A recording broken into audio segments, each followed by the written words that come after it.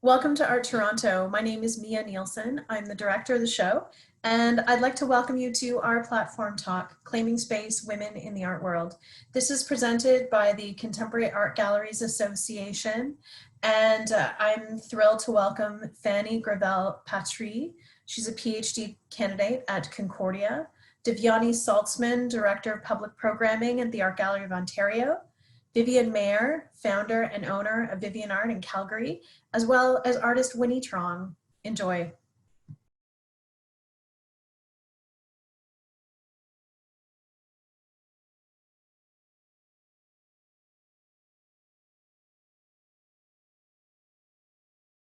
Welcome everyone to this panel organized, this roundtable discussion organized by Art Toronto in collaboration with AGAC, which is the Contemporary Art Gallery Association, on the topic of women in the art world. So we have three panelists today. Thank you so much for being here and being part of this discussion. I'm really excited to see what we will talk about, and hopefully we can imagine some, we can speculate about the future of women in the art world throughout this discussion. So we have Vivian Mayer, who is the founder and owner of Vivian Art, which is a contemporary commercial art gallery in Calgary with a mission to support emerging and mid-career Canadian artists. She completed her Bachelor of Fine Arts at the Alberta University of the Arts in 2010 and opened her gallery in 2013. She considers relationship building at the very core of her success. This, paired with her commitment to invest in what she believes in, has kept her afloat in a very challenging market. So hopefully we can talk about this today. We also have Divyani Saltzman, who is the Director of Public Programming at the Art Gallery of Ontario. Divyani Saltzman is a Canadian writer, curator, and arts leader with a deep practice in relevant multidisciplinary programming at the intersection between art, ideas, and social change. She's the Director of Public Programming at the AGO, working across all disciplines, where she was brought into the museum context to increase engagement and continue to reshape the idea of the museum as a forum for discourse reflecting community and the narratives of Torontonians. I don't know if I pronounced this right, but thank you for being here. And it's really interesting to see that we have women from different backgrounds in the arts. And then finally, we have Winnie Throne, who is an artist, is a Toronto artist working with drawing, cut paper, and animation to explore ideas of identity, feminism, and fantasy, and finding its connections and transgressions in the natural world. She has exhibited her work internationally and was a 2017 recipient of the Chalmers Arts Fellowship. So welcome you all to this roundtable. So what I suggest doing is, I just wanted to just give a little context of where, like from the position from which we're talking today, because obviously we're doing this online for a reason, because there's a pandemic. We cannot really, we can't really ignore that situation right now. And I think the art world, like most aspects of our lives since the beginning of the pandemic, is in a crisis. So from COVID-19 related closures, we have seen a lot of transformations in our work environments.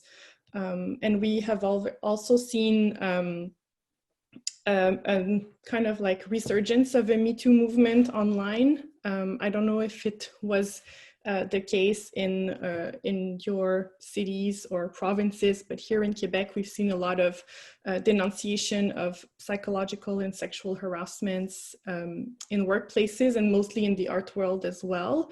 And then there was obviously the Black Lives Matter protest and ongoing Indigenous rights movements in Canada and abroad. And I think with everything that's going on right now, the art world is being shaken to the core and forced to question its most fundamental beliefs, like a lot of institutions here in Canada and across the world. So hopefully we can talk a little bit more about this. And I think most importantly for our roundtable today, these crises have laid bare some of the art world's deepest structural inequalities and showed that women in the art world, even though we are more present, continue to experience stigmatization and oppression in differentiated ways. So the first kind of thing I wanted to explore today is most specifically the workplace. And first of all, how did the pandemic affect your place in the art world? And did you experience any changes with the fact of like having to work from home and not being able to work in your specific spaces, like the gallery, the museum, the studio? Are you able to go back now? So how has this affected you? And like, did you see more generally a change in the place of women in the art world?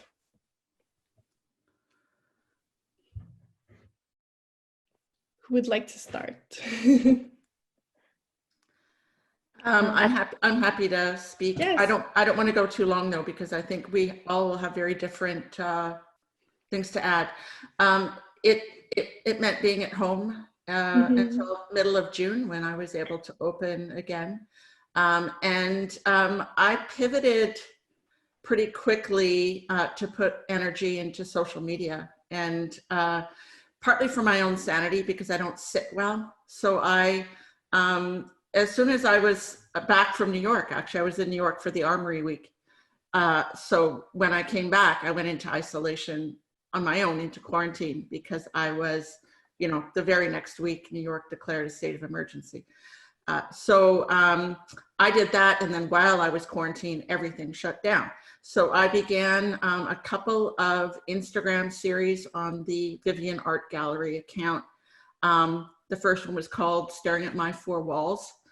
And then I basically went through my collection, which I didn't do every piece, but I think what made that series special was that so many of the artists were willing to participate. So I got 1-minute videos or 2-minute videos from the actual artists speaking about the work in my collection, and I included that in the post. And I think that's why it was so well received. And doubled the gallery's Instagram followers from March to June. And while I would have been skeptical about that being a benefit before, in light of current changes, online presences have become far more important in the commercial art world, and I would say art world generally.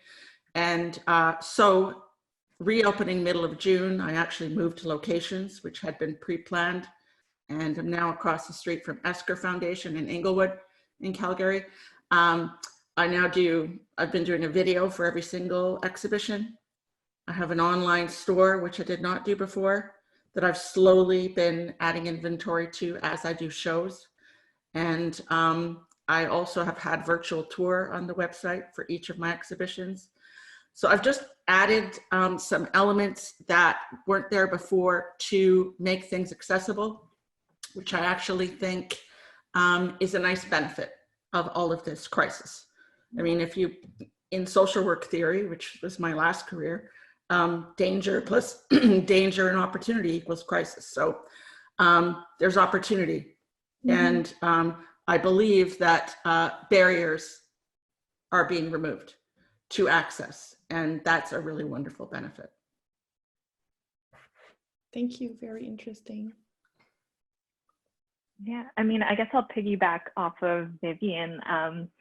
So I'm one of Vivian's artists, and for me at the beginning of the pandemic, while a lot of artists, I mean, definitely a lot of shows and opportunities were canceled, it's also that a period of isolation that could be great for research or for a lot of self-reflection. But for my reality, I'm the mother of a 2-year-old. So there's that whole childcare issue. And even in a really sort of equal division of labor sort of household that I think I am lucky to be a partner within, even in those greater circumstances, the inequality of that division of labor with women, and with me being the woman artist, it really became a time just for caregiving for me until things started opening it up. So not until we're able to bring in my family into the fold have I actually been able to sort of get back into things in the studio.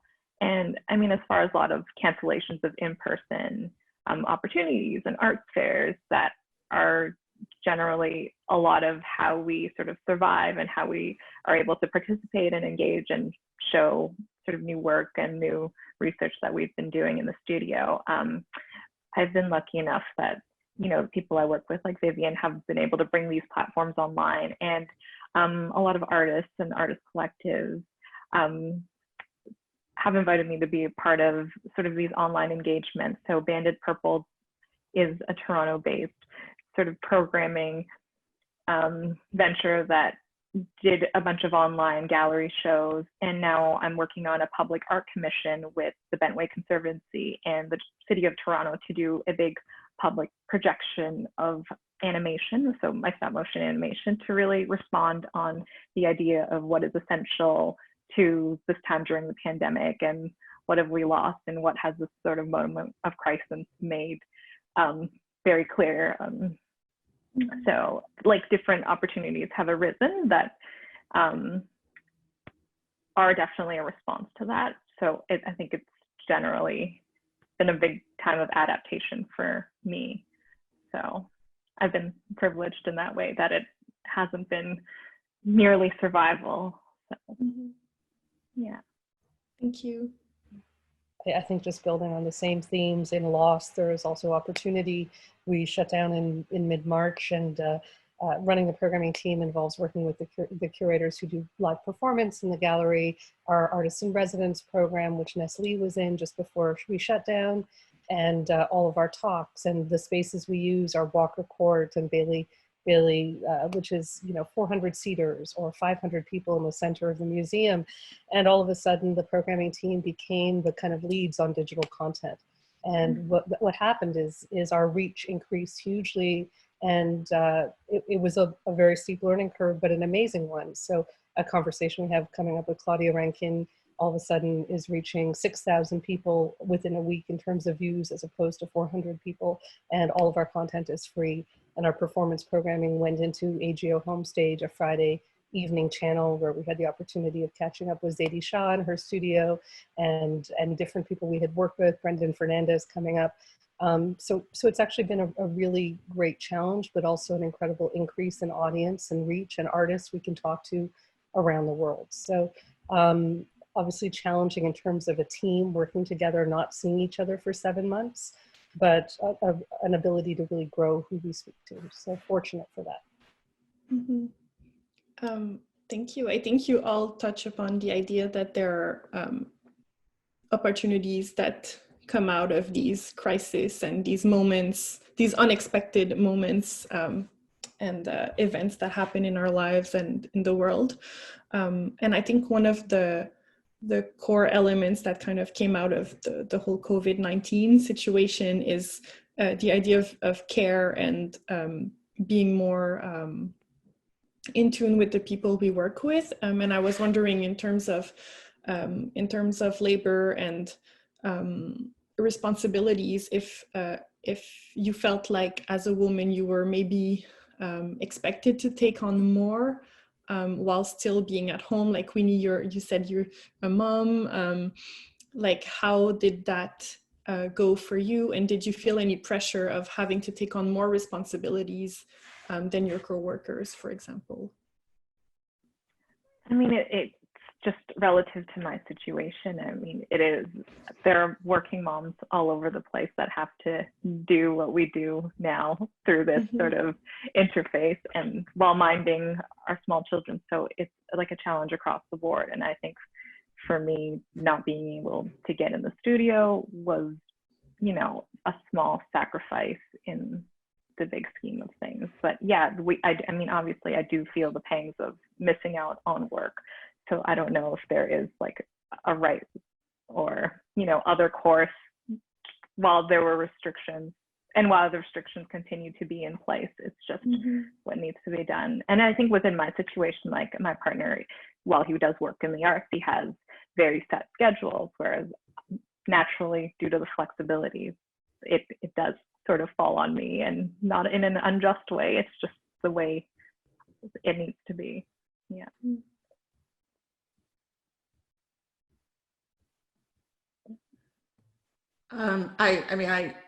I have 3 sons, but only 2 of them are at home, and I'm in a very different circumstance. They're 16 and 18. So they were at home as well, of course, finishing their schooling in the house. I became a bit of a domestic goddess, I'm not gonna lie. I think a lot of us turn to nurturing as a way to naturally fill time and feel productive. And so I did that. I only have, at that time, I just had 1 full-time staff member, and I kept her on full-time. I'm quite grateful for some of the funding that's available for small businesses like mine, so that I was able to not lay her off. So she worked from home.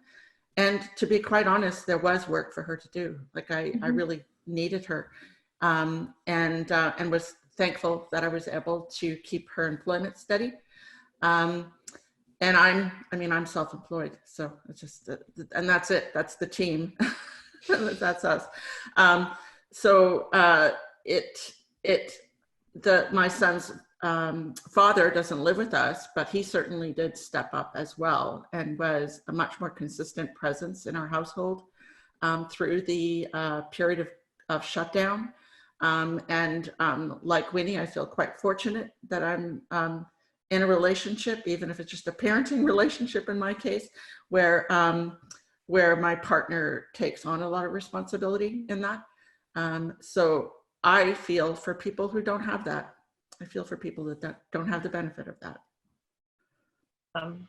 I don't have children, but I don't have the benefit of that. I'm a single woman in my 40s, living alone, working what feels like a big gig right now from home, without that kind of tag teaming around food preparation or cleaning or care and company at the end of the day. So I feel fortunate that my friend network is what has stepped in, and my neighbors, in terms of just social kind of community. But I do realize even something as simple as kind of co-preparation of food or shopping or emotional support when someone, I'm in pretty much a 60 to 70 hour a day Zoom, 7 hours a day Zoom type role, is definitely lacking. So it's interesting. It's just, you find that in different ways. And for me, it's friends and community, but not necessarily partnership. Definitely different kinds of kinship that come out of these situations as well. We still have 10 minutes, so I wanted to jump into the second question that I had for you today, which was more related to diversity and inclusion of women of color and Indigenous women in the art world.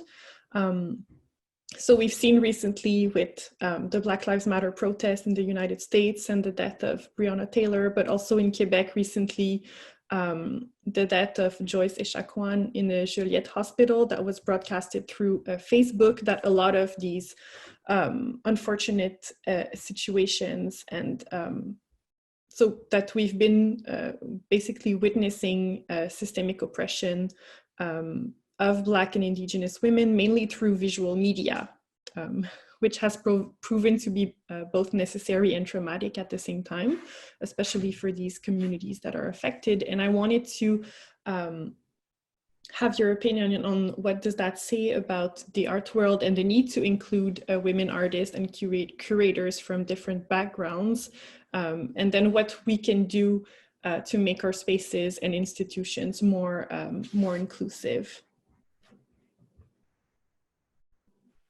I jump in if that's okay? Yeah, of course. No, I mean, I think we're in a huge moment of reckoning around structural racism, especially within institutions, but in the arts and culture more broadly. I coming kind of from a position of a mixed race woman, she, her, growing up in Toronto, half Punjabi, half white. And I've had the opportunity of working in some major institutions, often as the first woman of color in that role at the Banff Center and now at the AGO.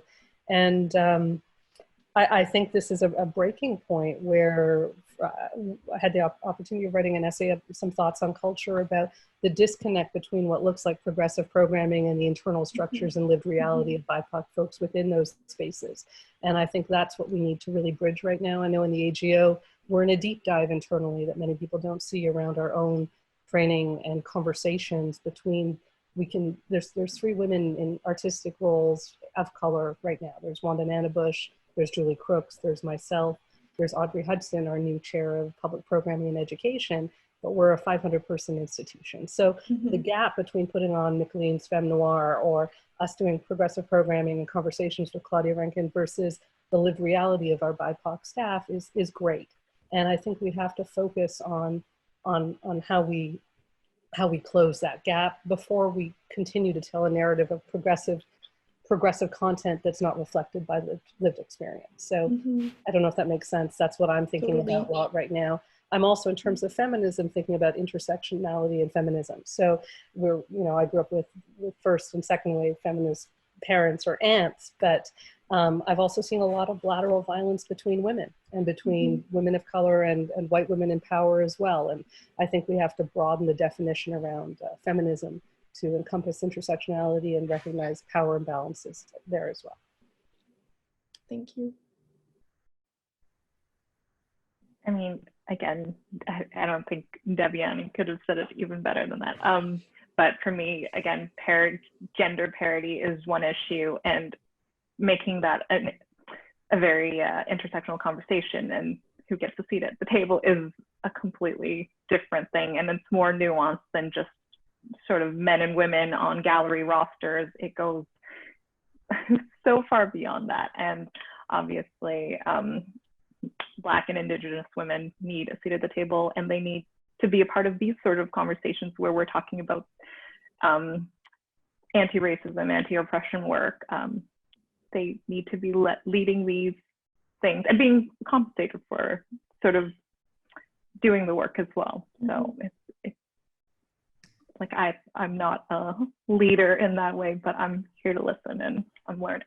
So, yeah. Without taking too much airtime, I just wanted to say, from a commercial gallery context, which is sometimes seen as an entry point, and I think traditionally a lot of public institutions have looked or found talent and supported artists that come through a commercial gallery network. I hope that's changing. I think it's changed a lot. But as a commercial gallery, I'm in the fortunate position of being quite young. I'm 7 years old as a commercial space. I think that as a result, and because of who I am or how I think, I do have a 50-50 gender split on my roster. And that's something that I've been very deliberate about. And I'm very aware as well of diversity around sexuality and race, but also that that trust is the core of whether people even want to work with me, and that those are relationships that I'll build over time and that I think are important. But I think that one of the challenges for commercial art dealers is to not only build those relationships, but potentially shift how we work. Because traditionally the control lays with the dealer, a lot of the control and decision-making. And some dealers more than other, maybe. There can be a real power dynamic there as well that I don't think sits very well in this climate. So I think that there's also a challenge to adjust how we approach artists, how we receive them, how we work with them, and how what our relationships look like and how open those might be in terms of working in other gallery spaces as well as ours, or the way of the contract wouldn't sit very well with a lot of people. Mhm.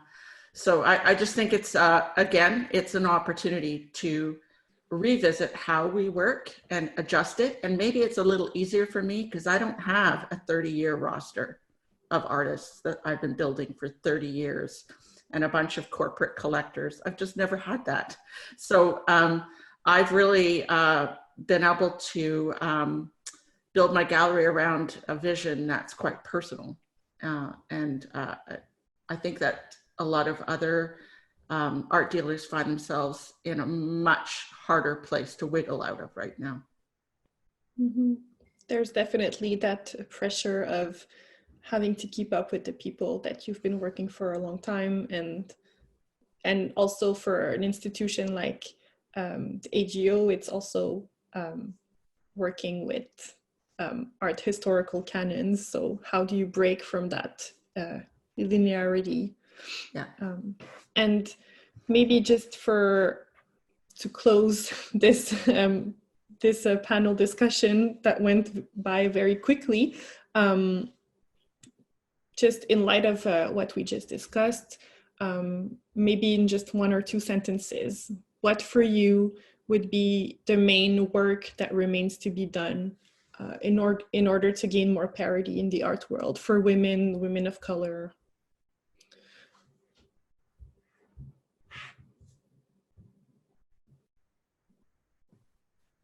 I would really like to see the Canada Council, as well as private sources of funding, invest in training and support to give more individuals, women, opportunity to develop the skill set to step into important roles at the top of institutions.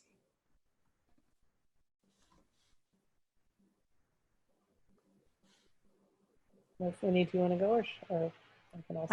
I mean, I'm just trying to think. I think for me, the work begins even earlier on and extending to really young women and giving them those opportunities of exposure to the arts or whatever it is. That's sort of, I don't know if the right word is normalcy, but just to make it this sort of everyday adventure to see art. And with the AGO being sort of free to anyone under 25, that's part of the beginnings of that kind of work. And the other thing is, like, I think a lot of these positions of power or sort of roles and jobs within the arts, like maybe part of the conversation is looking at different pedigrees of education. Like not everyone has a formal education, and that's part of this discussion of access and parity and sort of bringing a more equitable circumstances to everybody, because there are sort of other ways in to that aren't necessarily traditional academia. So a lot of artists, activists, and more grassroots organizations could be starting points to look for people to occupy these positions of influence and power. So I think that for me is the starting point. Thank you. I think it's all of those things, and I also think kind of I think there, Vivian touched on it in terms of the top. I think the culture has to run from the bottom and from artists you're working with and collectives all the way to governance structures. And I think we have to look at shifts in terms of governance as well. And I see that happening within our own organization and many institutions, but it really does have to also we have to look at cluster recruitment. We have to look at leadership positions where BIPOC folk, there is a lot of goodwill bringing in people in the middle, but that isn't necessarily translating to a shift in terms of legacy at the top. So I think that has to go hand in hand with fostering the next generation of artists and potential leaders. The long game. I just feel like it's a long game. Another question that I had was really more related to the Me Too movement and it's kind of its resurgence over the summer. I don't know if maybe you can talk from your own perspective if you've seen some denunciations of different forms of harassment, because in Quebec there was a lot of denunciation of sexual harassment of male artists towards other female artists or art workers and cultural workers, and also denunciation of harassment within the workplace, within art galleries and museums. And so I just wanted to hear what were your thoughts about this new movement, and what does it say about the art world and parity in the art world right now?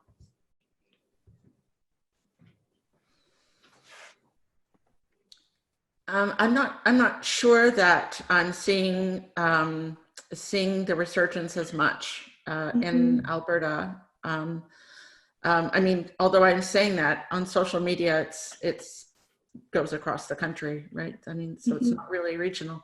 I've certainly seen much more unrest and concern around the BIPOC issues, and sometimes that certainly will also tie in to sexual abuse or harassment. I've certainly been pleased that one of the sad benefits of all of this has been way more attention and interest in the loss, disappearance, and violence towards Indigenous women. And I'm seeing a lot around that, and I celebrate that it's about time. So it's one of those things that when sad and horrible things happen in our world, sometimes it becomes an opportunity to really put energy and attention in important places, and that's one of them. Thank you.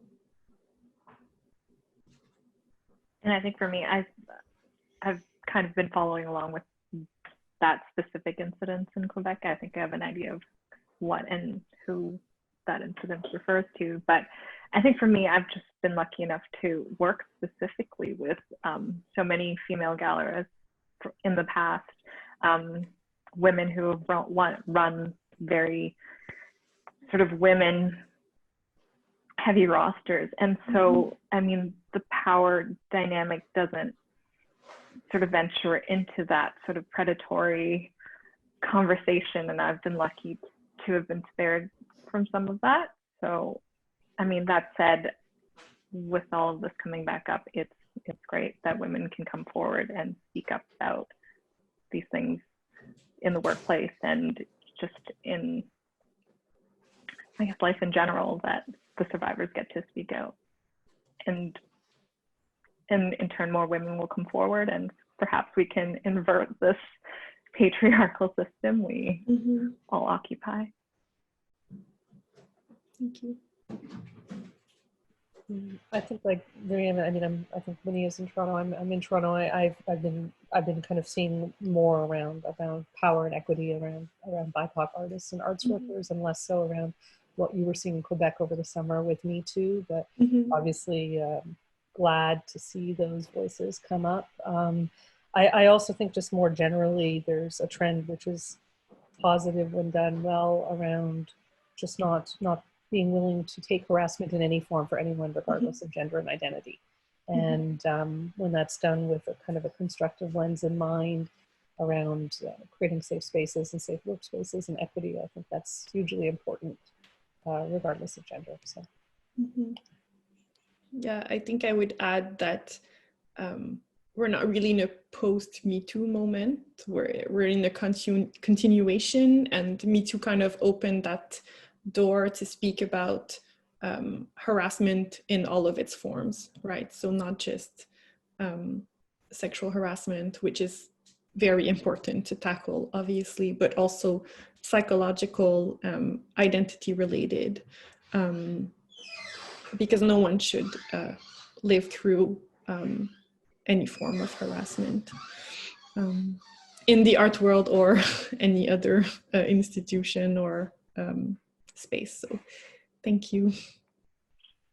Thank you so much for the three of you for participating in this panel and bringing your thoughts. It was really interesting. I think what comes out of all of this is that there are crises and things that are happening right now that necessitate that we react now, but there's also a temporality to all of this. And it obviously takes time to break down barriers, and we can see that even though we are visible now, it will take even more time for parity to be of a thing of the present, especially if we see parity as something that can only happen if all women are visible and heard and valued. So thank you so much. And I think this closes our roundtable. So thank you again so much. And I hope I get to see you again in the future. Thank you, Fanny. Thank Thank you. you.